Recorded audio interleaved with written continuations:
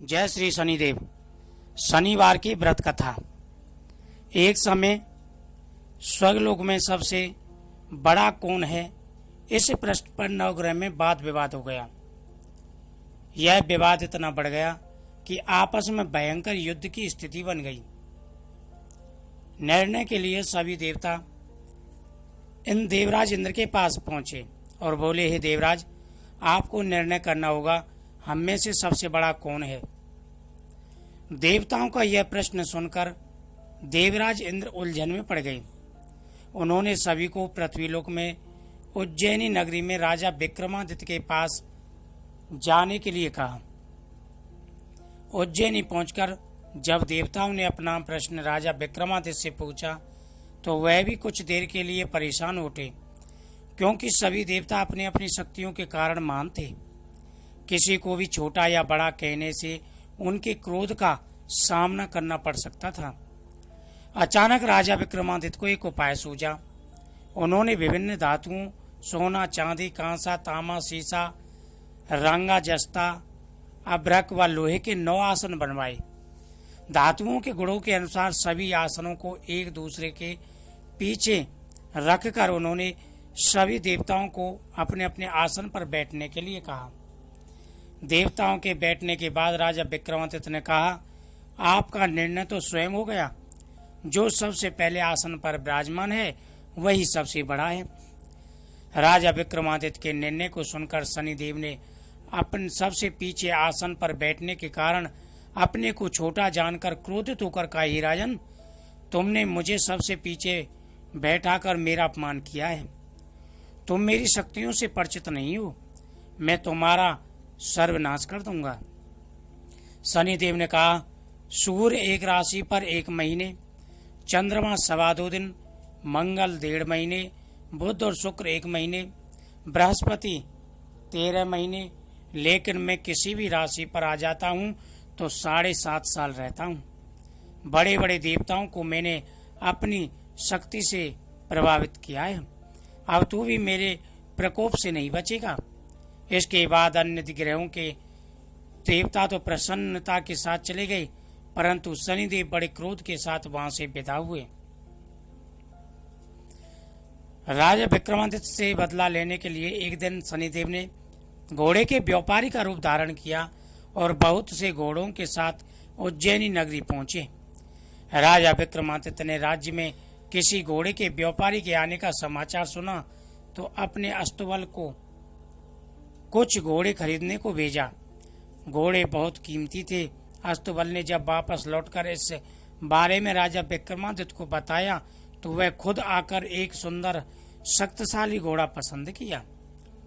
घोड़े की चाल देखने के लिए राजा जैसे ही घोड़े पर सवार हुए, वह बिजली की गति से दौड़ पड़ा। तेजी से दौड़ता हुआ घोड़ा राजा को दूर जंगल में ले गया और फिर वहां राजा को गिराकर गायब हो गया। राजा अपने नगर लौटने के लिए जंगल में भटकने लगा, पर उसे कोई रास्ता नहीं मिला। राजा को भूख प्यास लगी और बहुत घूमने पर उसे एक चरवाहा मिला। राजा ने उससे पानी मांगा। पानी पीकर राजा ने उस चरवाहे को अपनी अंगूठी दे दी और उससे रास्ता पूछकर जंगल से निकलकर पास के नगर में चला। नगर पहुंचकर राजा एक सेठ की दुकान पर बैठकर कुछ देर आराम कर रहा था। राजा के कुछ देर दुकान पर बैठने से सेठ जी की बहुत बिक्री हुई। सेठ ने राजा को भाग्यवान समझा और उसे अपने घर भोजन पर ले गया। सेठ के घर में सोने का एक हार खूंटी पर लटका हुआ था। राजा को उस कमरे में छोड़कर सेठ कुछ देर के लिए बाहर चला गया।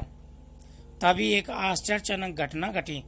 राजा के देखते देखते सोने के उस हार को खूंटी निकल गई।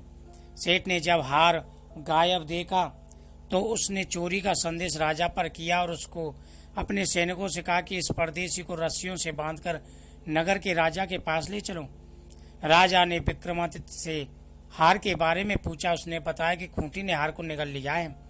इस पर राजा क्रोधित होकर चोरी करने के अपराध में विक्रमादित्य के हाथ पांव काटने का आदेश दे दिया। सैनिकों ने राजा विक्रमादित्य के हाथ पाथ काट कर उसे सड़क पर छोड़ दिया। कुछ दिन बाद एक तेली उसे उठाकर अपने घर ले गया और उसे कोलू पर बैठा दिया। राजा आवाज देकर बैलों को हाँकता रहता। इस तरह तेली का तेल चलता रहता और राजा को भोजन मिलता रहा। शनि के प्रकोप से 7.5 दूर होने पर वर्षा ऋतु प्रारंभ हुई।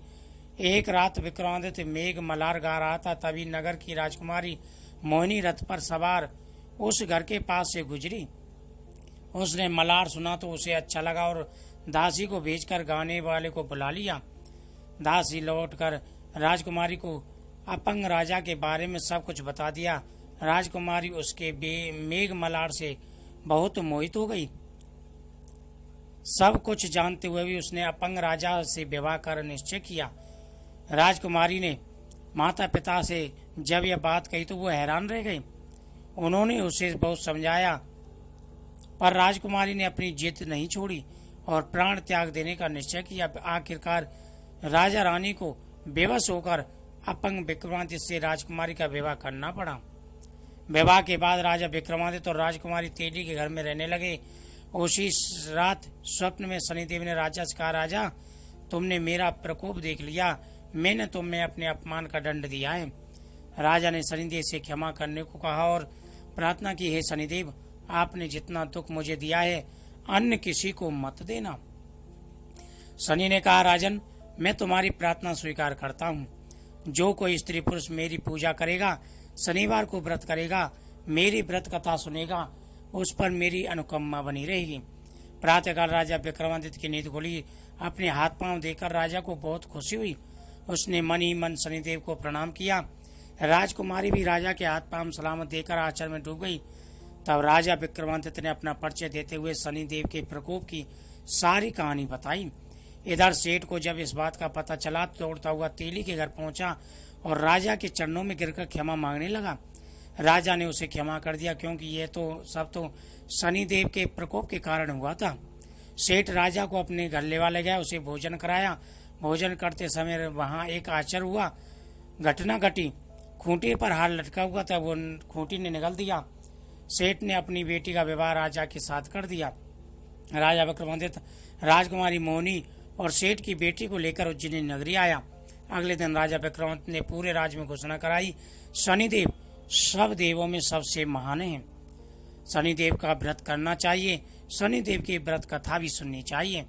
शनिवार का व्रत सभी प्रकार की मनोकामनाएं पूरी करने वाला है। शनिदेव की अनुकंपा से पूरी इच्छाएं पूरी हो जाती हैं। जो लोग शनिवार का व्रत करते हैं, शनिदेव की पूजा करते हैं, उनके सभी मनोरथ पूरे हो जाते हैं और शनि की 7.5 उनको नहीं व्यापती। शनिवार के दिन शनि व्रत करने से हर प्रकार की बाधाएं परेशानियां दूर हो जाती हैं और शनिदेव कृपा करते हैं, जीवन सार्थक हो जाता है। हर इच्छाएं, हर मनोकामनाएं, धन्य धान, पुत्र धन, सुख समृद्धि, हर चीज की प्राप्ति होती है। बोल शनिदेव भगवान की जय।